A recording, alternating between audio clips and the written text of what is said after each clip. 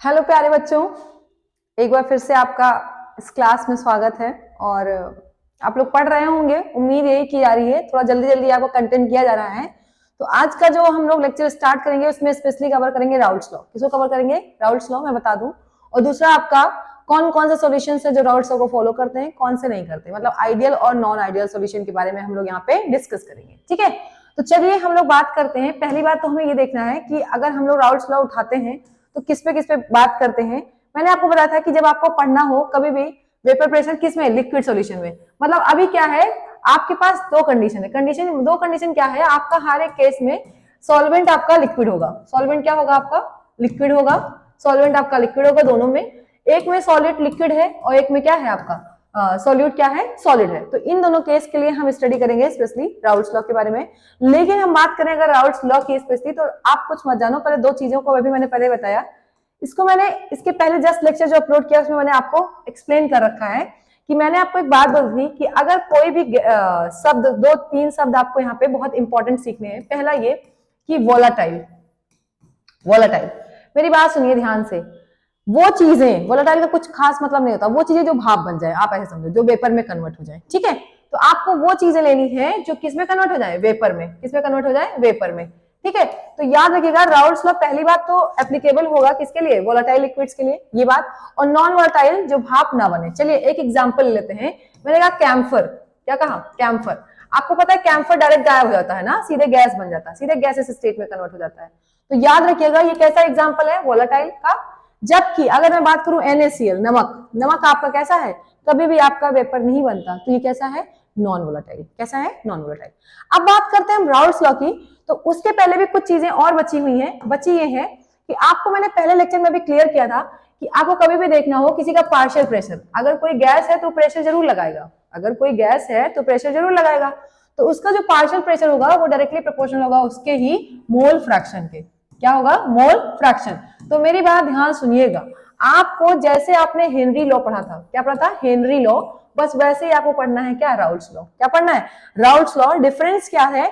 Difference ये था कि हेनरी लॉ ये था कि जब आप गैस को किसमें बोलते थे? लिक्विड में। और यहाँ पे आप लिक्विड से क्या कर रहे हो? लिक्विड में जब लिक्विड को घोल रहे हो तो आप पढ़ोगे राउल्ट्स लॉ। क्या पढ़ोगे? Raoult's law. इतना सा खास डिफरेंस है जो अभी आपको मानना है बस। और कोई ऐसी चीज आपको भी लेके भी नहीं चलना है। मैंने कहा बहुत जल्दी जल्दी के चक्कर में पूरा कंटेंट कवर नहीं हो रहा, ये बस रिवीजन हो रहा है, क्विक रिवीजन, आप समझ लो। ठीक है, तो चलिए बात करें अगर हम राउल्ट्स लॉ की। तो मैंने आपको बताया ना राउल्ट्स लॉ देखिए किसके लिए है? For a solution of volatile liquid. Volatile अब आप समझ गए होंगे ना, जो किसमें, वेपर में कन्वर्ट हो जाए। तो इन्होंने क्या कहा कि अगर आपने क्या किया है, सिंपल सी बात, चलिए ले लेते हैं। इन्होंने कहा एक आपने क्या लिया, ए लिक्विड ले लिया, दूसरा आपने क्या ले लिया, बी लिक्विड ले लिया। दोनों लिक्विड है ना, क्योंकि आपने पढ़ा ना लिक्विड। अच्छा दूसरी चीज, ये लिक्विड कैसा होना चाहिए? वोलेटाइल। ये बात आपको पता होना चाहिए, तभी आप राउल्ट्स लॉ अप्लाई करोगे। तो इन्होंने कुछ नहीं कहा बेटा। इन्होंने कहा कि जो ए है वो जितना प्रेशर जनरेट करेगा वो डायरेक्टली प्रोपोर्शनल होगा मोल्स ऑफ ए के। सही बात है, mole fraction, sorry, mole fraction of A. ये बात पहले ही बात पता चल चुकी है हमें। और जो पार्शियल प्रेशर होगा किसका? बी का वो डायरेक्टली प्रोपोर्शनल होगा मोल फ्रैक्शन ऑफ बी के। ये कोई खास तो है नहीं, एकदम नई बात नहीं है ना। अभी हेनरी में आपने सेम चीजें ही पढ़ी थी, बस वहां पे गैस था। तो भैया वोलेटाइल लिक्विड एक तरीके से गैस की तरह तो बिहेव कर रहे हैं ना। तो याद रखिएगा कभी भी आपसे राउल्ट्स लॉ पूछा जाए तो देखिए क्या लिखा है, for a solution of volatile liquids the partial vapour pressure of each component. Each component समझ गए ना, मैंने आपको एग्जांपल लेके समझाया, ए और b the directly proportional to its mole fraction present in the solution. अच्छा ये सॉल्यूशन की बात हो रही है, अभी गैसियस फेज में हम लोग अलग बात करेंगे, वेपर फेज में अलग। ये बात है जब ये किसमें है, केवल और केवल सॉल्यूशन के अंदर है। अभी जब ये वेपर में जाएंगे तो कुछ कहानी अलग होगी, वो हम आपको बताते हैं। ठीक है, तो चलिए यहां से एक्सप्रेशन बनाते हैं। बना हुआ है, कुछ करना है नहीं, आपको बस समझना है। अभी मैंने आपको बताया, इन्होंने कहा आपके अकॉर्डिंग इन्होंने दो कंपोनेंट लिया, एक कंपोनेंट प्लस दूसरा कंपोनेंट। पहले कंपोनेंट का मोल फ्रैक्शन आप नोट कर लो, x1, दूसरे का x2। सही है, इसका पार्शियल प्रेशर P1, इसका P2। अच्छा आपको एक बात और पता है कि जब ये प्योर रहे होंगे, जब ये प्योर फॉर्म, जैसे आपने सॉल्यूशन नहीं बनाया था, एक एग्जांपल, आपने पहला सब्सटेंस लिया, दूसरा लिया, ये अब देखिए अभी अलग अलग है ना। तो जब ये अलग अलग है, मतलब अपने प्योर फॉर्म में है, उस टाइम पे इनका जो प्रेशर होगा उसको उन्होंने लिया है P01, क्या ले लिया है, और इसका ले लिया है P02। बस इतनी सी खास बात। ठीक है, तो देखिए राउल्ट्स ने देखिए पहले कंपोनेंट के लिए, P1 is directly proportional to X1 यानी कि मोल फ्रैक्शन ऑफ फर्स्ट। मैंने बता दिया। आप हटाओगे तो एक कांस्टेंट लगेगा। अब ये जो कांस्टेंट होगा ये प्योर क्या होगा, प्योर फॉर्म में इसका वेपर प्रेशर होगा। देखिए लिखा है क्या है, जब नॉट लगा हो, अभी मैंने बताया प्योर फॉर्म में, जब आपने सॉल्यूशन नहीं बनाया था उस टाइम के लिए P01। सेम कंपोनेंट दूसरे के लिए अगर हम बात करें तो देखिए P2 सेम वही कहानी होगी।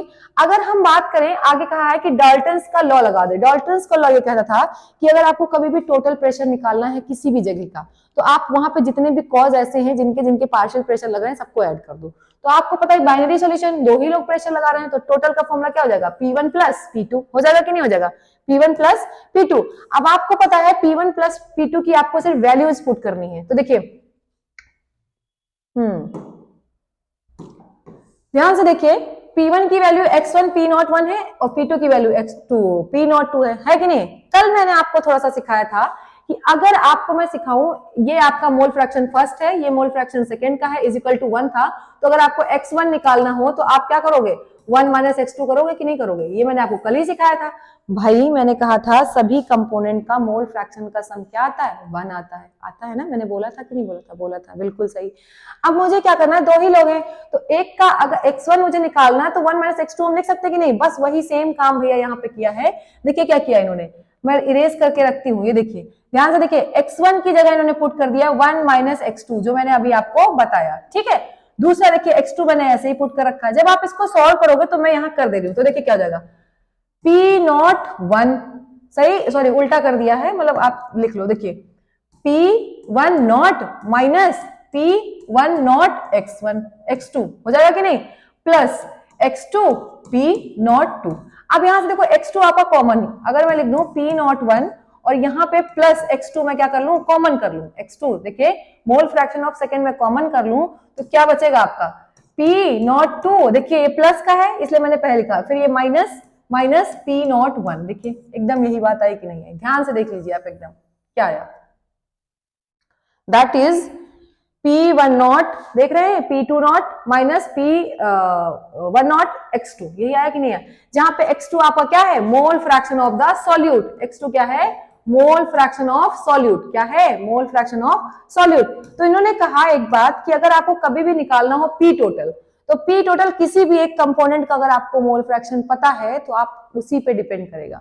तो इस बात से इनके बस इतना सा कंक्लूजन निकल के आया। कंक्लूजन देखिए क्या निकला, टोटल वेपर प्रेशर जो होगा किसी भी सॉल्यूशन का, वो किसी एक के, the mole fraction of any one component. इस फॉर्मूले को देखिए, इस फॉर्मूले में सिर्फ एक ही आपने लिया, क्या था, 1 + 2, आपने दो कंपोनेंट लिया था ना, लेकिन मोल फ्रैक्शन यहाँ किसका आया है, सिर्फ और सिर्फ 2 का आया है। मतलब किसी एक कंपोनेंट का अगर आपको मोल फ्रैक्शन पता है तो आप आसानी से क्या कर सकते हो, पी टोटल निकाल सकते हो, फाइंड कर सकते हो। दूसरा इन्होंने कहा कि अगर हमें टोटल वेपर प्रेशर निकालना है तो आप ध्यान से देखो, वो डायरेक्टली प्रोपोर्शनल है किसके, linearly with the component of 2, second के, मतलब दूसरे के। ध्यान से देखिए पी टोटल का फॉर्मूला है और इसके साथ यूज कौन हुआ है, दूसरा कंपोनेंट ना, उसके क्या होगा, डायरेक्टली प्रोपोर्शनल, ठीक है।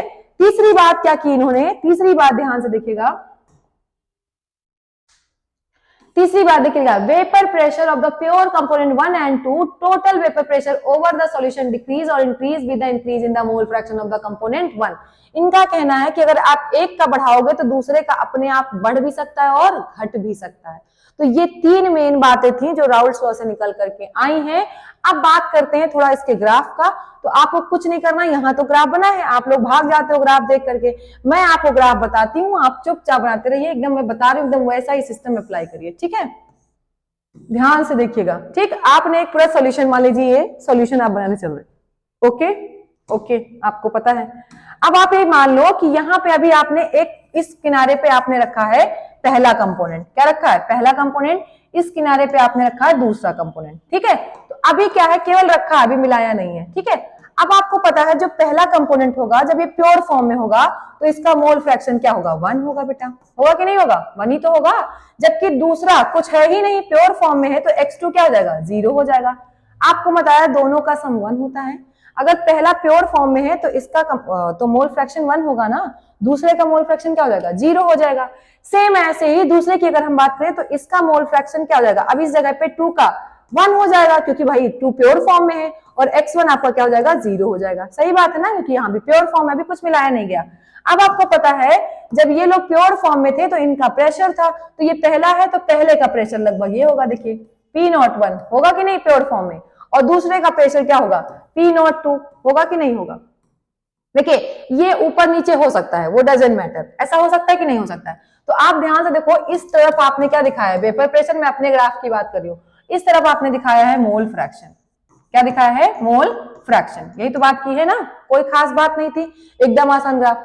अब आपको पता है, ध्यान से देखिएगा क्या हो रहा है, जैसे आपने इन दोनों को मिला दिया, आपने क्या किया 1 + 2 को आपने मिला दिया। ओके, कलर चेंज करूंगी, ग्रीन कलर, ठीक है। आपने 1 + 2 को मिलाया, तो आपको पता जैसे जैसे आप ये मिलाओगे ये प्योर फॉर्म से थोड़ा सा घटता जाएगा, थोड़ा इम्प्योर होता जाएगा ना, तो ये देखिए धीरे धीरे डिक्रीज होना स्टार्ट होगा, और फाइनली 0 कहां हो जाएगा, क्योंकि देखिए फाइनली 0 किस कॉर्नर पे हो जाएगा, जहां पे x2 आपका क्या है 1 है। देखिए हो जाएगा कि नहीं हो जाएगा, बताइए।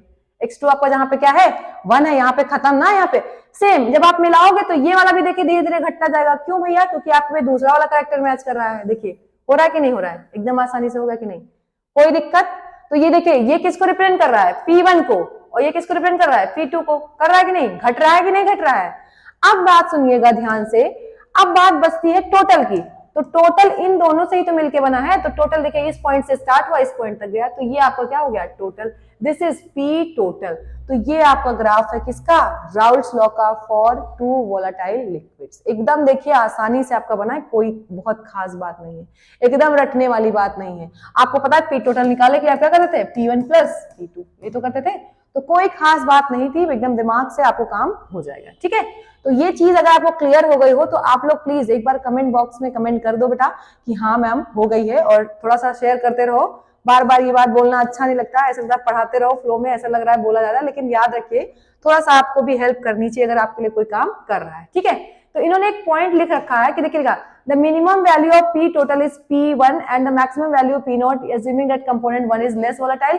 मतलब इन्होंने कहा ना, मैंने कहा आप बदल सकते हो, इन्होंने एज्यूम किया है कि जो पहला वाला है वो लेस वोलेटाइल है, और जो दूसरा है वो क्या है ज्यादा है, तो पहले का प्रेशर कम होगा, दूसरे का प्रेशर ज्यादा होगा। तो आप अपने अकॉर्डिंग करो, कोई दिक्कत नहीं है, ऐसा नहीं कि उल्टा नहीं, बस मैंने बता दिया, ये आपका तरीका था। ठीक है, चलिए अब अभी तक तो ये बात हमने जो की थी, ये किसमें की थी, सॉल्यूशन फेज में। किसमें बात की थी, सॉल्यूशन फेज में। अब बात करते हैं, अगर ये कूद करके ये कंपोनेंट कूद करके कहां चलेगा, जैसे ये अभी तक हम अंदर किसी के अंदर की बात कर रहे थे, सब इसके अंदर पढ़ रहे थे जो पढ़ा हमने ऊपर। अब बात कर रहे हैं कि अगर ये क्या कर रहा है, जंप कर जा रहा है, ऊपर निकल जा रहा है, तो ये वेपर फेज में क्या कहानी होगी। तो वेपर फेज में आपको कभी भी प्रेशर निकालना हो तो आप कुछ मत करिएगा, सिर्फ उसका मोल फ्रैक्शन इनटू टोटल, क्या कर दीजिएगा, उसका मोल फ्रैक्शन इनटू टोटल। मेरी बात ध्यान सुनिए, कभी भी आपको वेपर फेज में निकालना है partial pressure in vapour phase, तो कुछ नहीं करना है, मोल फ्रैक्शन मैं लिख दे रही हूं, मोल fraction of that component into P total, बस इतना कर दीजिएगा बस। ठीक है, कुछ नहीं करना है। अगर आपको वेपर फेज में निकालना है क्या पार्शियल प्रेशर, तो आपको कुछ नहीं करना है, mole fraction of that component into P total, आपका ये वेपर फेज का कॉन्सेप्ट हो जाएगा। ठीक है, चलिए ये तो आपकी बात हो गई किसकी, राउल्ट्स लॉ की। अब इन्होंने एक बात बोली है कि Raoult's law is a special case of Henry's law, मैंने आपको पहले ही बताया। अगर बस इतनी सी बात थी कि उन्होंने किसकी बात की थी, वोलेटाइल लिक्विड की, उन्होंने भी सेम बात की थी, उन्होंने भी सेम बात की थी। देखिए अभी आपने पढ़ा कि ये तो हो गया हेनरी ने, इन्होंने क्या कहा था, partial pressure is directly proportional to mole fraction. जरा ध्यान से देखिए, दोनों का सेम नहीं है, बस डिफरेंस क्या है, इन्होंने क्या किया था, हेनरीज कांस्टेंट यूज किया था, और इन्होंने क्या किया था, कांस्टेंट प्योर वेपर प्रेशर। क्या यूज किया था, प्योर वेपर प्रेशर, इतना ही तो किया था ना। तो एकदम दोनों सेम केस है, कोई खास डिफरेंस नहीं है। अब एक बात उन्होंने बोला है कि अगर आपको मिलाना है vapour pressure solution of liquid and solid, भैया मेरी बात ध्यान सुनो, अभी मैंने कहा ना आपसे कि जब सॉलिड मिला रहे हो, अब ये वाला भी राउल्ट्स लॉ का पढ़ेंगे, बस खाली स्पेशल केस, इसके लिए राउल्ट्स लॉ यहाँ अप्लाई नहीं होगा। आपने क्या किया, ये लिक्विड लिया, इस लिक्विड में आपने क्या मिला दिया है, सॉलिड। क्या मिला दिया आपने, सॉलिड। ओके, आपने क्या लिया, लिक्विड, उसमें सॉलिड। अभी मैंने कहा था सॉलिड का कोई इफेक्ट नहीं होगा, तो जो कहानी होगी सिर्फ इसकी होगी। तो जब आप ग्राफ बनाओगे तो आप सिर्फ इसका मोल फ्रैक्शन देखोगे, जरा ध्यान से देख लीजिए, एकदम इंपॉर्टेंट, कुछ नहीं करना है। देखिए जो वोलेटाइल होगा, देखिए फॉर एनी सॉल्यूशन अगर पार्शियल वेपर प्रेशर आपको निकालना है तो सिर्फ वोलेटाइल कंपोनेंट का निकालेंगे, तो वोलेटाइल कंपोनेंट सिर्फ लिक्विड ही हो सकता है आपका। इसीलिए यहाँ पे जो ग्राफ बना है सिर्फ और सिर्फ किसके लिए बना है, सॉल्वेंट के लिए। किसके लिए? सॉल्वेंट, क्योंकि आपको पता है सॉल्वेंट क्या है आपका? लिक्विड है, जबकि सॉलिड क्या है? सॉलिड है। तो सॉलिड को आपको नहीं लेना है, ठीक है। तो इस बात को ध्यान रखिएगा और कोई खास बात है नहीं। ओके, चलिए अब इन्होंने कहा है, बात करते हैं हम लोग ideal and non ideal solution. भैया आइडियल वो जो राउल्ट्स लॉ को माने, जो राउल्ट्स लॉ को फॉलो करे वो आइडियल, जो ना माने वो नॉन आइडियल। तो देखिए देखिए ध्यान से देखिए, जो क्या करती है? राउल्ट्स लॉ को ओबे करती है उसे हम आइडियल सॉल्यूशन बोलते हैं। अब आइडियल सॉल्यूशन की कुछ कहानी होती है कि जब आप उसको मिक्स करते हो तो उसमें कोई ना तो हीट निकलती है ना तो हीट लॉस होती है, ना पॉजिटिव ना नेगेटिव, इसलिए डेल्टा एच मिक्स क्या होता है? जीरो होता है। सेम वॉल्यूम भी सेम रहता है, जो इनिशियल था वही फाइनल रहता है, इसलिए डेल्टा वी भी मिक्स क्या होता है? जीरो होता है। अब ये क्यों होता है इसका एग्जाम्पल मैं देना चाहती हूँ, बट बहुत लंबा ना हो जाए, चलिए मैं एग्जाम्पल देख देती हूँ। आपने क्या किया, ठीक है, राउल्ट्स लॉ के अकॉर्डिंग सोचना है। आपने एक सॉल्वेंट ले लिया AA, इसके बीच में इंटरमोलिकुलर फोर्स होगा कि नहीं होगा? AA कंपोनेंट के बीच में, सही है, A ही तो लिया आपने। सेम आपने इसमें मिला दिया B, तो इसके बीच में इंटरमोलिकुलर फोर्स होगा B भी, होगा कि नहीं होगा? आप बताइए B। अब आपने जब इन दोनों को मिला दिया तो ये सॉल्यूशन बन गया, सॉल्यूशन में AB आ गया कि नहीं आ गया?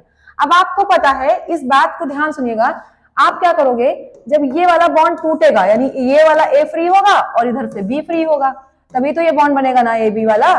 तो याद रखिएगा कि इन दोनों का जो बॉन्ड स्ट्रेंथ है, चाहे AA और चाहे BB, वो बॉन्ड स्ट्रेंथ किसके बराबर होना चाहिए? AB के। मतलब एक बात याद रखिएगा, A, या फिर B/B जो भी है आपका, इसका जो ये बॉन्ड है, इंटरमोलिकुलर जो फोर्स है, वो A-B के बराबर होना चाहिए।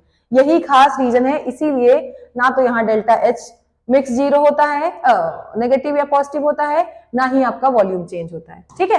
तो देखिए यहाँ पे कहानी लिखी हुई है, उसको थोड़ा सा पढ़ लेते हैं। और ये पूछा गया आपसे, देखिए क्या लिखा, वही जो मैंने आपको एक्सप्लेन किया, देखिए in pure component the intermolecular attraction is AA and BB, जबकि बाइनरी सॉल्यूशन में ये क्या हो जाएगा? AB टाइप का।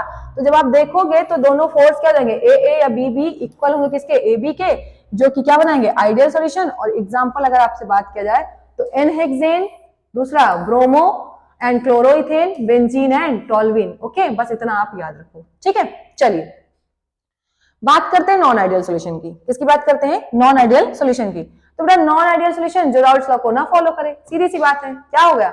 जो राउल्ट्स लॉ को फॉलो ना करे। तो याद रखिएगा, जो राउल्ट्स लॉ को नहीं फॉलो करेगा वो नॉन आइडियल। इसके दो टाइप को पढ़ना है आपको, इसमें डेविएशन होती है, एक पॉजिटिव डेविएशन और एक नेगेटिव डेविएशन। याद रखिएगा, पॉजिटिव डेविएशन में आपका वेपर प्रेशर बढ़ता है, याद रखिए, बस इतना याद रखिए, और नेगेटिव डेविएशन में आपका वेपर प्रेशर घटता है। बस क्या बोला हमने कि सॉल्यूशन स्टेट में जब आप मिलाओगे, सॉल्यूशन बनाओगे, तो पॉजिटिव वाले में वेपर प्रेशर बढ़ता है जबकि नेगेटिव वाले में वेपर प्रेशर घटता है। और इसके बाद मैं सोच रही हूं, वैसे मैं देख ले रही हूं, इसके बाद अब बात आती है, थोड़ा सा मैं सोच रही हूं, या इसके लिए मैं एक अलग सा लेक्चर बना देती हूं, आपका पॉजिटिव और नेगेटिव डेविएशन। यहां से हम लोग नेक्स्ट टॉपिक पे बात करेंगे, वापस से आएंगे। तो आप लोग बस पढ़ते रहो, एंजॉय करते रहो, ठीक है, चिल मार के पढ़ते रहो। All the best, bye bye, take care.